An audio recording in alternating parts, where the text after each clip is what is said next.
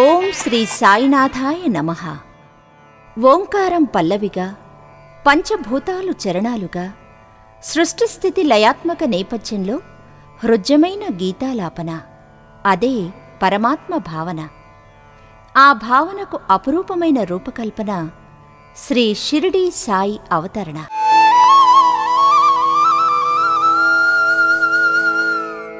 సద్గురువు మార్గదర్శి, అంతరంగాన్ని వెలిగించే తేజోరాశి, గురుతత్వానికి మూలం.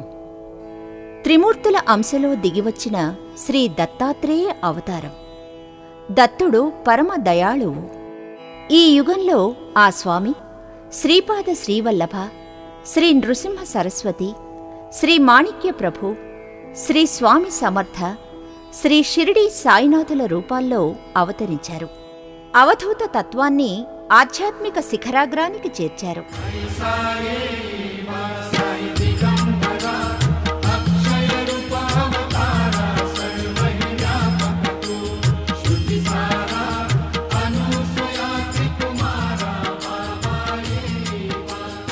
శ్రీ సాయి అవతారం అత్యంత విశిష్టం.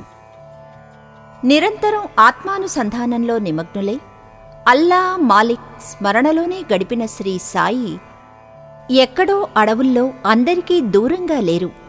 జనం మధ్య నివసించారు, జీవన విలువల్నే ప్రవచించారు. సాయి భక్తాగ్రేసరులు, నిత్యం సాయి సేవలో నిమగ్నమై ఉండే పెద్దలు, గౌరవనీయులు శ్రీ ఆర్ రామచంద్రరావు గారు సాయినాథుని మధుర ప్రవచనాలను మణిహారంగా ఏర్చి కూర్చి మీకు సమర్పిస్తున్న శ్రీ సాయి సూక్తిమాల, చిన్మయానంద హేళ.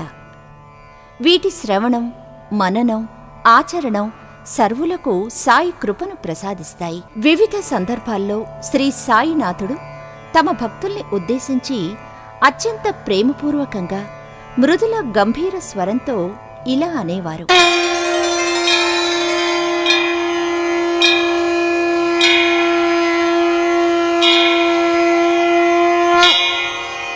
అహంకారాన్ని విడనాడి నా నామాన్ని ప్రేమతో స్మరించేవారి కోరికలన్నీ నేను నెరవేరుస్తాను. వారిలో భక్తిని హెచ్చించి అన్ని దిశల నుంచి రక్షిస్తాను.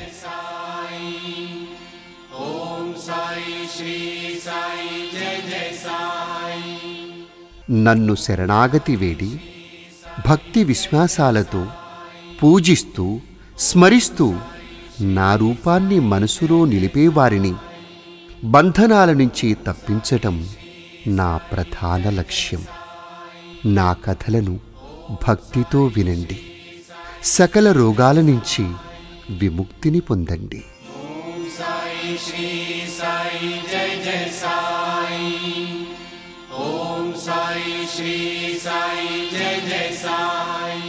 సాయి సాయి అంటూ నా నామాన్ని జ్ఞప్తిలో ఉంచుకోండి, పలకండి, వినండి. ఇంత మాత్రం చేత పాపాలన్నీ తొలగిపోతాయి. మీరు ఎక్కడ ఉన్నా, ఏం చేస్తున్నా నాకు తెలుస్తుంది. ఈ జగత్తును నేనే నడిపిస్తున్నాను. నేనే జగన్మాతను. త్రిగుణాల్ని సరిచూసి బుద్ధికి తోచేలాగా చేస్తున్నది నేనే. సృష్టిస్థితి లయకారకుడనైన నాపై దృష్టి నిలిపిన వారికి ఎలాంటి హాని వాటిల్లదు, ఏ బాధ కలుగదు.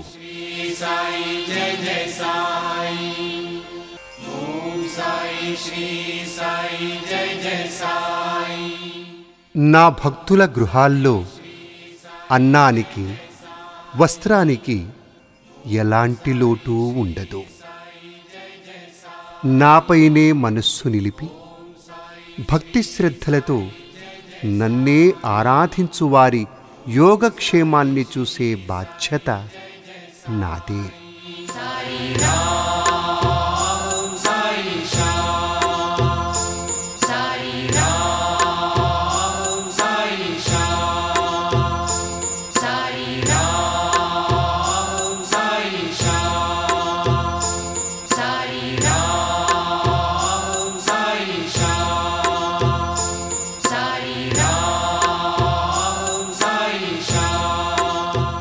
మనం ఎలా జీవించాలో, మామూలు మనిషికి సైతం అర్థమయ్యేలాగా ఆత్రంగా ఆదరంగా సాయినాథుడు మాట్లాడేవారు. అందులో నిజాన్నే బోధించేవారు తప్ప నిగూఢమైన వేదాంతాన్ని ఏనాడో ప్రస్తావించలేదాయన. అటువంటి కొన్ని మధురోక్తులు ఇవిగో. ఈ ప్రపంచంలో పేరు ప్రఖ్యాతులు సంపాదించే ప్రయత్నాల జోలికి పోవద్దు. భగవంతుని కరుణా కటాక్షాల్ని, ఆయన నుంచి గౌరవాన్ని పొందేందుకు ప్రయత్నించండి. మానవుల గౌరవాన్ని పొందాలనే భ్రమ నుంచి బయటపడండి.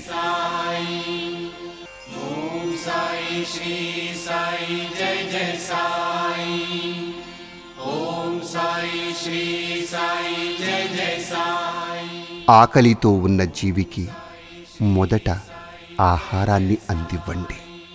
ఆ తర్వాతే మీరు భుజించండి. ఆకలితో ఉన్నవారికి అన్నం పెడితే అది నాకు పెట్టినట్లే. ఇది గొప్ప నీతి. అన్ని జీవులలోనూ నన్ను దర్శించేవారే నా ప్రియభక్తులు. నేను వేరు, తక్కిన జీవరాశి వేరు అనే ద్వంద్వాన్ని, భేదాన్ని విడనాడండి. మీలోనే కాకుండా అంతటా అన్నిటా నన్నే దర్శించి సేవించండి.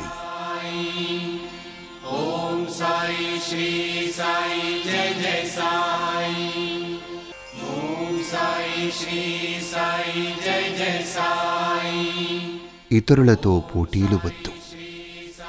మీ వృద్ధిని, మేలును చూసుకోండి. భగవంతుడు మిమ్మల్ని రక్షిస్తాడు. ఎవరైనా మీకు హాని తలపెడితే మౌనం వహించండి. ఇతరుల కోసం మీరు ఏం చెయ్యాలనుకున్నా ఎప్పుడూ మేలు మాత్రమే చెయ్యండి.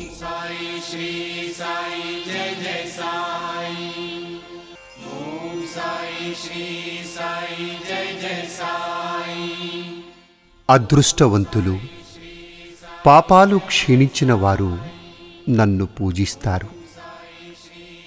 సాయి సాయి అని స్మరిస్తే సప్త సముద్రాలు దాటిస్తాను.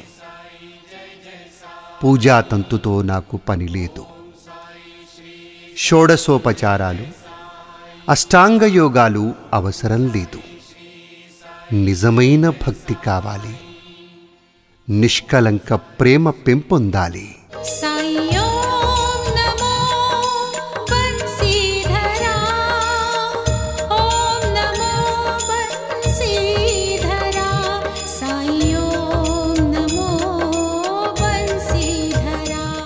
ద్వారకామాయి, సాయి కొలువుదీరిన పుణ్యమయి.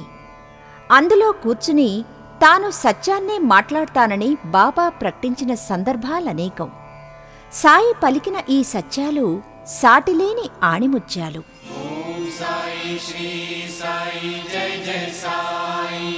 ద్వారకామాయి మెట్లెక్కిన వారి కష్టాలన్నీ తొలగిపోతాయి. సంతోషం కలుగుతుంది. ఈ తల్లి తన వడిలో కూర్చున్న వారిని కష్టాల నుంచి, ఆతృతల నుంచి తప్పిస్తుంది. ఈ మసీదు తల్లికి వచ్చిన వారు వ్యాధుల బారిన పడరు.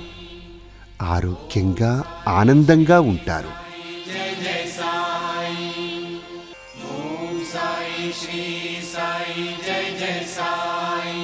నా ఎదుట భక్తి ప్రేమలతో చేతులు చాపండి.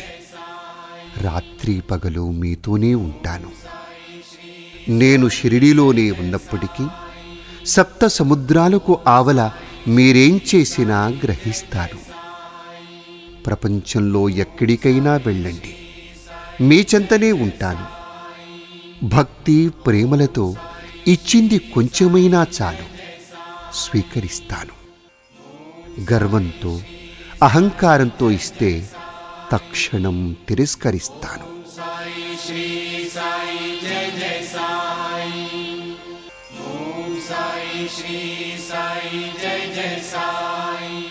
పేరాశను వదిలేంతవరకు బ్రహ్మాన్ని దర్శించలేవు.